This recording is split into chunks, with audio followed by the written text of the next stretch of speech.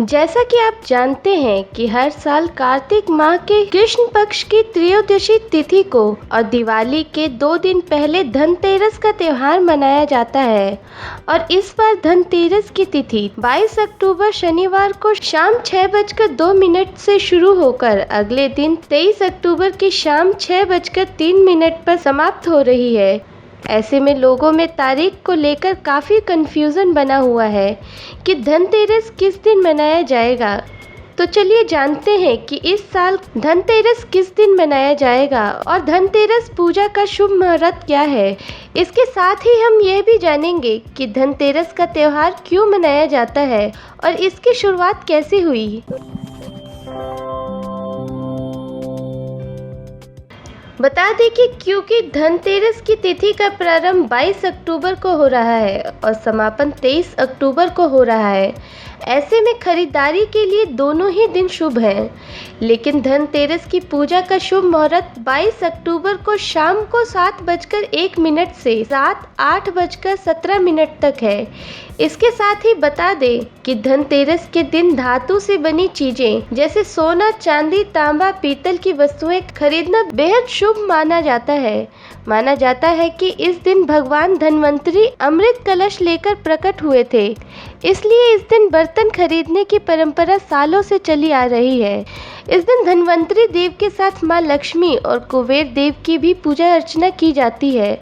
और शास्त्रों के अनुसार धनतेरस के त्योहार को लेकर 2 कहानियां बहुत प्रचलित हैं, जिसमें से पहली कथा के अनुसार माना जाता है कि समुद्र मंथन के दौरान कार्तिक माह के कृष्ण पक्ष की त्रयोदशी के दिन भगवान धन्वंतरी अपने हाथों में अमृत कलश लेकर प्रकट हुए थे।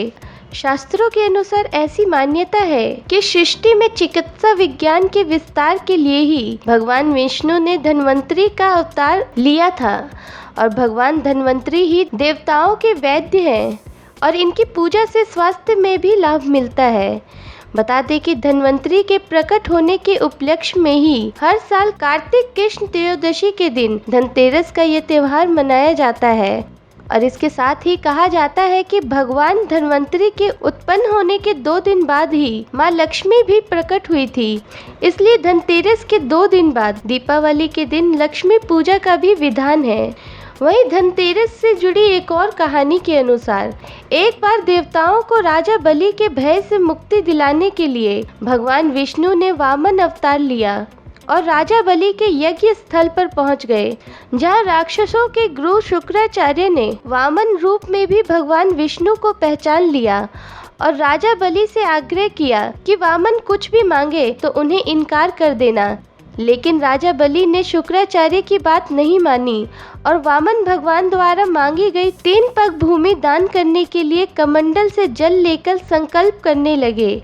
तब बलि को दान करने से रोकने के लिए शुक्राचार्य ने राजा बलि के कमंडल में लघु रूप धारण करके प्रवेश कर गए, जिसकी वजह से कमंडल से जल निकलने का रास्ता बंद हो गया।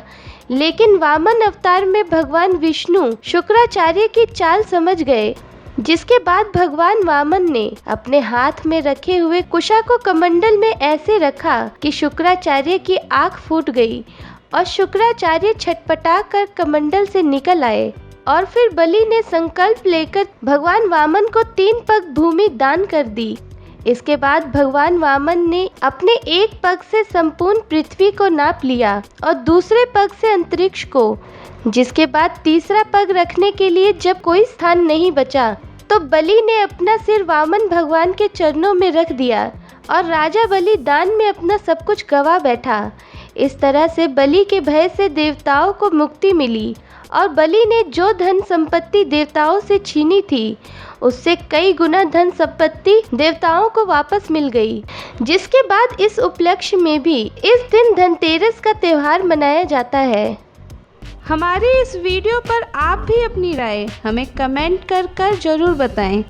साथ ही वीडियो पसंद आए तो इसे लाइक करना ना भूलें और ऐसे ही देश और दुनिया से जुड़ी जानकारी जानने के लिए आज ही INN डिजिटल मीडिया को सब्सक्राइब जरूर कर लें।